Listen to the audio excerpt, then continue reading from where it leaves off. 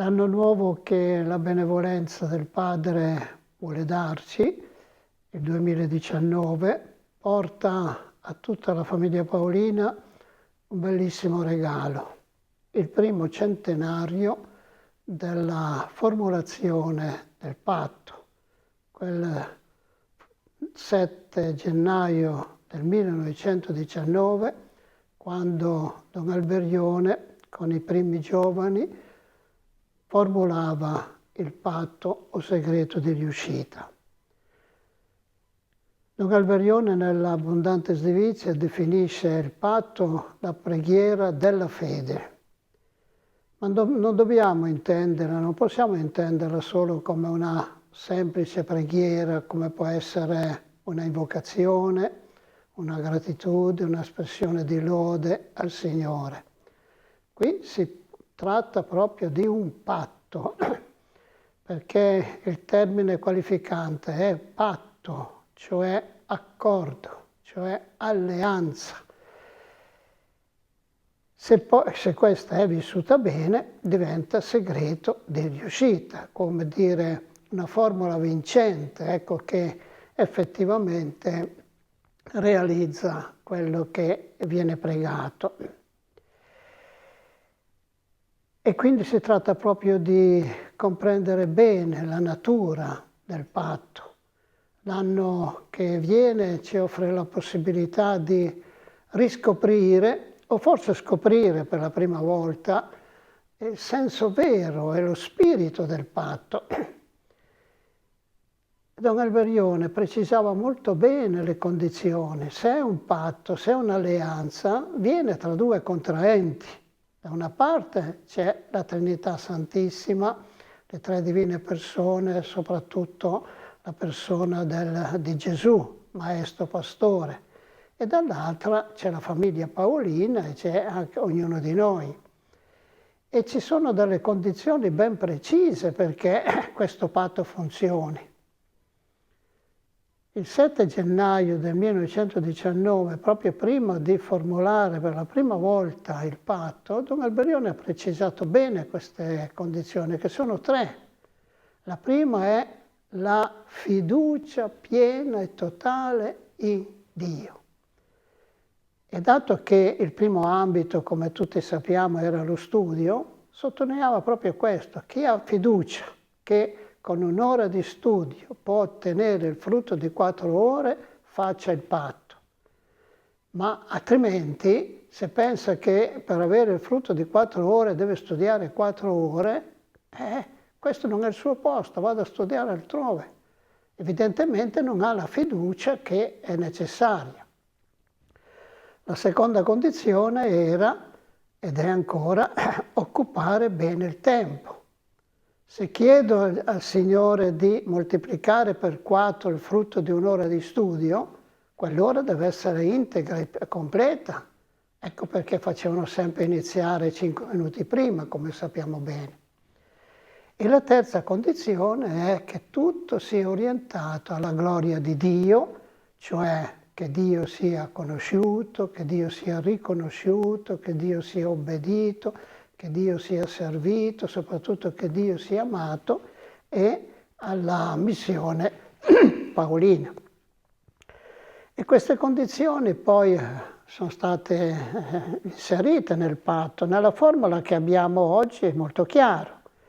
Quando si dice, no, per parte nostra, prima di tutto, ecco la fiducia nel Signore.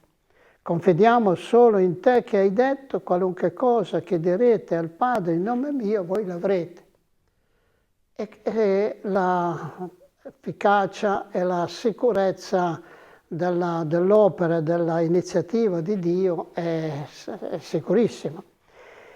Da parte nostra, che cosa promettiamo? Ecco, promettiamo e ci obblighiamo, quindi proprio è un obbligo che prendiamo, di cercare sempre la gloria di Dio, ma lo precisiamo bene, in ogni cosa e con pieno cuore, non solo una parte del cuore. Poi nella vita, da intendersi nelle varie espressioni della nostra giornata e della nostra ferialità, e nell'apostolato, solo e sempre. E quindi sono cose molto serie e molto impegnative. E Don Alberione diceva, se chi non è convinto di questo, chi non si impegna bene, non faccia il patto perché è nullo. Ecco, allora l'anno che viene ci offre la possibilità e l'opportunità, come dicevo, veramente di scoprire bene la natura di questa, che non è una semplice preghiera. Probabilmente la maggioranza di noi ha imparato a memoria questa preghiera e l'ha ripetuta tante volte, ma senza comprendere bene la portata, il valore e anche l'efficacia. E allora, ecco, vogliamo davvero fare nostra quella fede eroica dei nostri primi fratelli e delle prime sorelle che Don Alberione mandava in missione e che partivano sulla parola del fondatore, ma con la fede nel patto.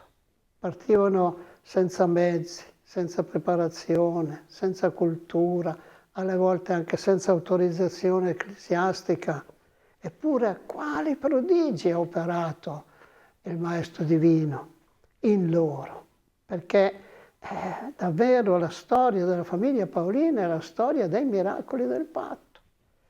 Ma si tratta solo di un qualcosa, una formula, una preghiera che funzionava solo allora? Non sarà valida oggi? È valida, è validissima.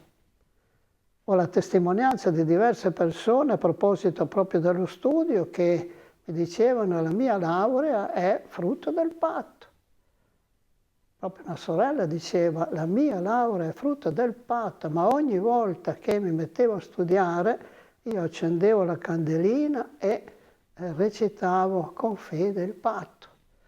Allora, ecco, se avessimo qualche volta ripetuto un po' meccanicamente questo patto, o peggio ancora, se avessimo avuto un po' la tentazione che è qualcosa relegato nel passato, che oggi non ha più valore, ecco davvero abbiamo un'opportunità straordinaria di capire, scoprire o riscoprire proprio la straordinaria valenza proprio del patto, questa prodigiosa forma segreto di riuscita che il Signore ci ha assicurato attraverso la persona del nostro fondatore.